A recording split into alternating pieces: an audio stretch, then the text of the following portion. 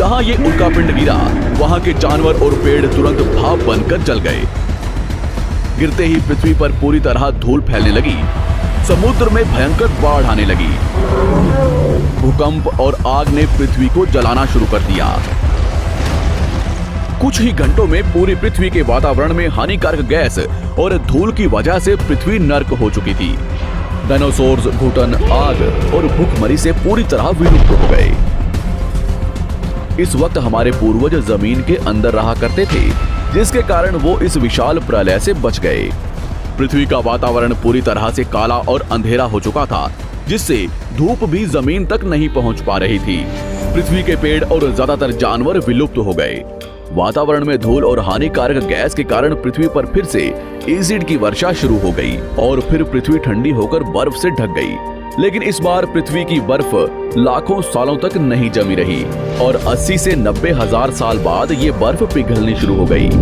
जैसे ही धरती पर वातावरण फिर से पहले जैसा होने लगा, वैसे ही ये छोटे जीव जमीन से बाहर आना शुरू हो गए।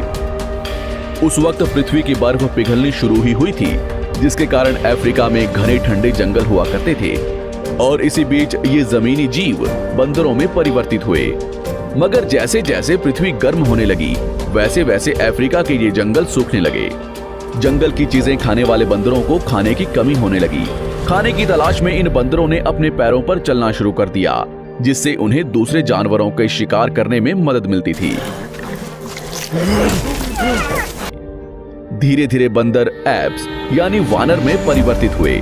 खाने की तलाश में ये एप्स पृथ्वी के दूसरे हिस्सों में फैलने लगे और धीरे धीरे उनके शरीर का रंग रूप वहां के मौसम के हिसाब से बदलता गया।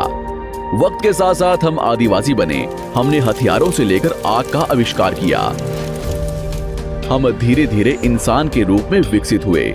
हमने धर्म से लेकर परिवार, भाषा और संस्कृति का निर्माण किया और वक्त के साथ साथ हम विकसित होते चले गए और आज हम इस पृथ्वी की सबसे विकसित प्रजाति बन चुके हैं।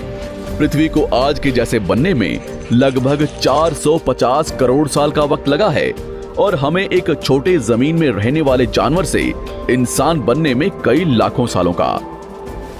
मगर हमने इन 100 सालों में जितना पृथ्वी को गंदा और तबाह किया है, उतना आज तक किसी भी प्रजाति ने नहीं किया होगा।